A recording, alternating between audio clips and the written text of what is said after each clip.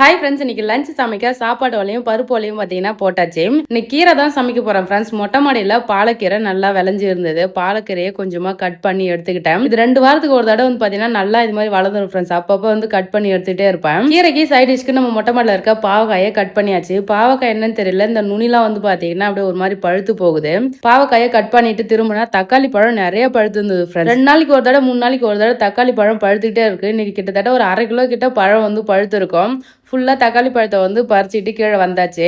பாவக்காயை அழகாக பொடி பொடியாக கட் பண்ணி சூப்பராக வந்து பார்த்தீங்கன்னா ஃப்ரை தான் பண்ணுறேன். பாலக்கீரைக்கு சிறுபருப்பும் துவரம்பருப்பும் கலந்து வேக வச்சு செய்யும் போது ரொம்ப சூப்பராக இருக்கும். பாலக்கீரை வந்து பார்த்தீங்கன்னா கடைஞ்சாச்சு. டயட் இருக்கலான்னு பிளான் பண்ணேன் இல்லையா, ஸோ அதனால சாப்பாடு கம்மி பண்ணி பொரியல்லாம் கொஞ்சம் அதிகமாக சாப்பிடலான்றதுக்காக நான் இன்னைக்கு முட்டைக்கோஸ் பொரியல் தான் பண்ணுறேன். சூப்பராக வந்து பார்த்தீங்கன்னா எல்லாமே ரெடி பண்ணியாச்சு. இன்னைக்கு என்னோட ஃபர்ஸ்ட் டே டயட் மெனு என்னன்னு பார்த்தீங்கன்னா, கொஞ்சமாக சாதம் எடுத்துக்கிட்டு அதில் பருப்பு போட்டு கடைஞ்ச பாலக்கீரை, கொஞ்சம் பாவக்காய் வறுவல், முட்டைக்கோஸ் பொரியல் கொஞ்சம் அதிகமாகவே எடுத்துக்கிட்டேன், ஒரு முட்டை. இதுதான் என்னோட first day diet lunch menu. Weight லாஸை பற்றி லாஸ்ட் வீடியோவில் சொல்லியிருந்தேன். நிறைய பேர் நிறைய டிப்ஸ் சொல்லியிருந்தீங்க. எல்லாருக்குமே ரொம்ப தேங்க்ஸ் ஃப்ரெண்ட்ஸ். அவ்வளோதான், டாடா பாய்.